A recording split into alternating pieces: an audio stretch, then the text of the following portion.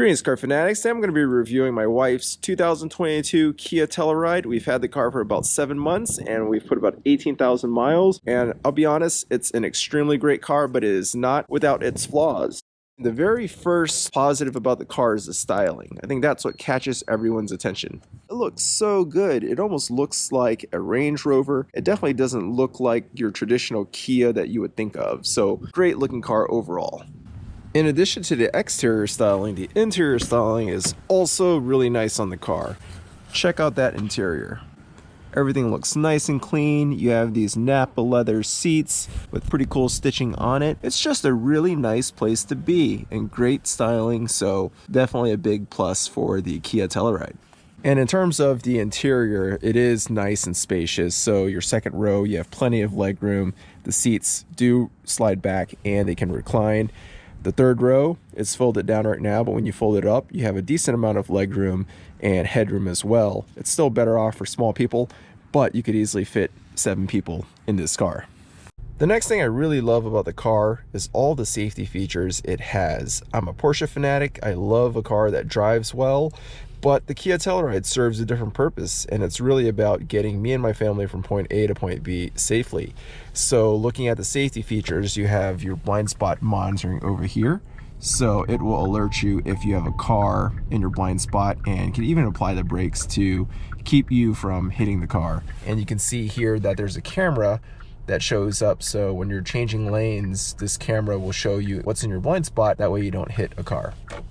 In addition, the car has the highway driving assist, so if you press the cruise control button over here, it will actually keep you centered in your lane and it will automatically adjust the speed for you. It could even go all the way down to 0 miles per hour and start you back up. This is really great for long road trips and it just keeps you that much safer on the road.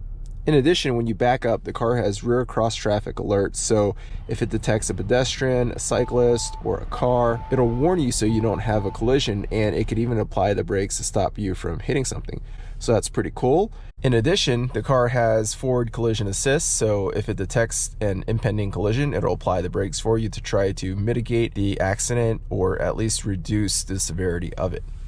I also really love that the car has a heads-up display, so it allows you to just keep your eyes on the road so you're not distracted. Pretty cool feature, and I use it all the time. The one downside with this feature is that it doesn't work with polarized sunglasses, so keep that in mind. The next thing I really love about the car is how comfortable and convenient the car is to drive. Riding in the Kia is very different from riding in my Porsches. It is such a smooth ride. It handles bumps super nicely. Sure, it doesn't have the same driving dynamics, but that's not what this car is for. It's just a really nice place to be. It's got an awesome climate control. You can adjust the climate on the driver's side, the passenger side, and in the rear. It also has heated and cooled seats in the front and the second row. It also has a wireless charging pad and Apple CarPlay and Android Auto. In addition, the car has a lot of cameras, which makes it super easy and convenient to park your car. So you have your backup camera, you also have your 360 view, and then for the 360 view, you can zoom in and see everything around the car. You also have this view over here, which shows you what is to the left and right of your car. This is really great for parallel parking because you can see how close you're getting to the curb and prevent yourself from curb checking your wheels. The other nice thing about the car is all the sensors it has. So as you're pulling up to things, you can see here that the sensors are going off and indicating that things are close to the vehicle. So that's really nice and a good safety feature.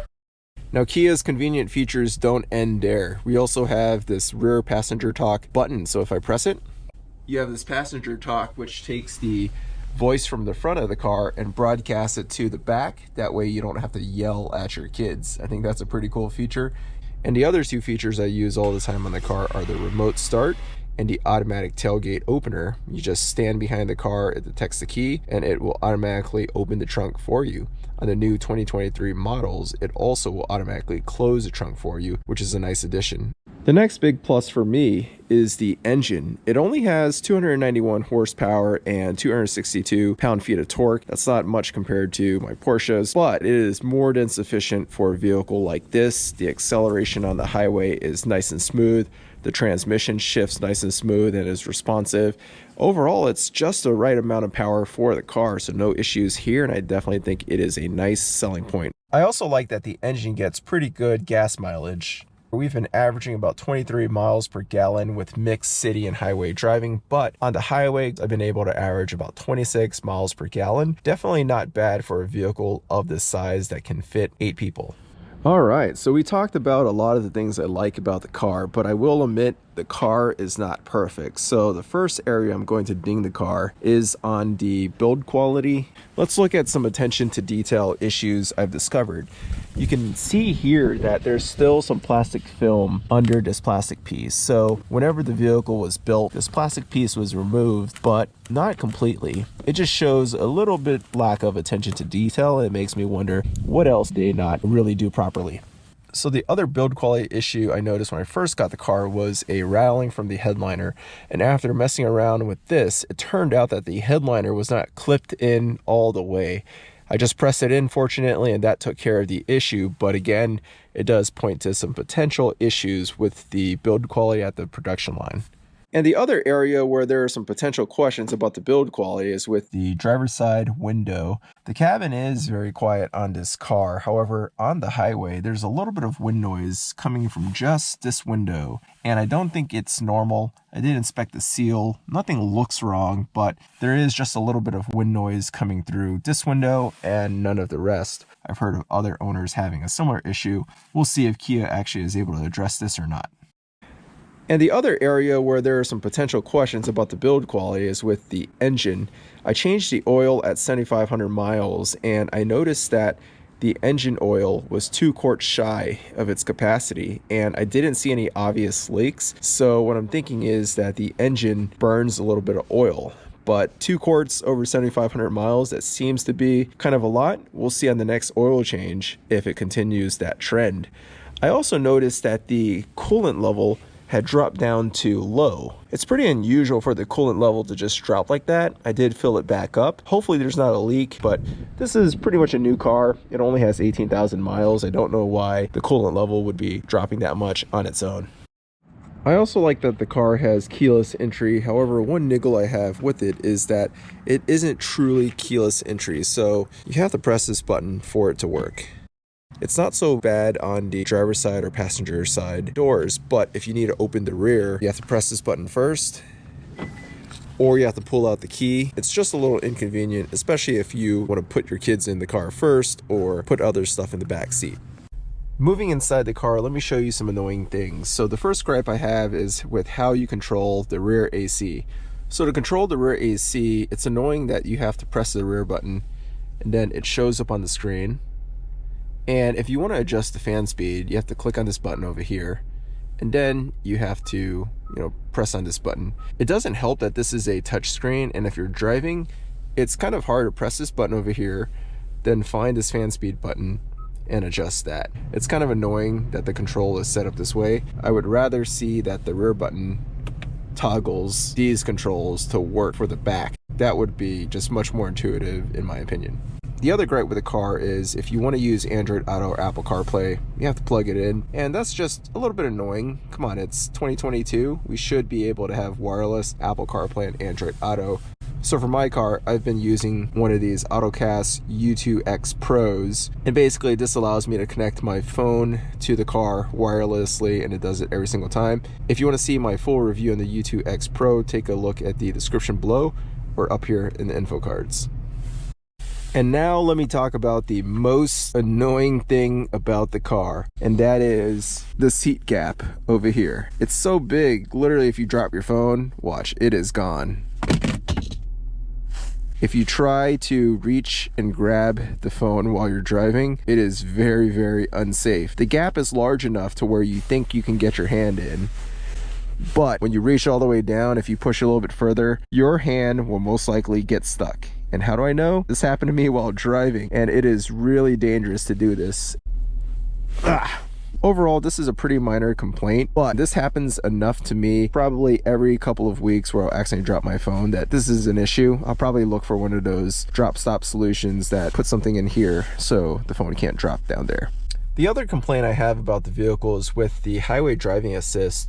Overall, it works pretty well, but There are times when I'm driving on the highway and it's just hugging too much on the left side of the road, and if there's a moderate curve, it can go over the line. Now, I've driven a 2023 Kia Soul with highway driving assist, and that system was just a lot more responsive. It kept me perfectly in the center of the lane. So what I'm probably going to do is take the car back to the dealership. Maybe these sensors just need to be recalibrated. When you look at all the other build quality issues that I discovered, I wouldn't be surprised if there was some sort of calibration issue with the highway driving assist.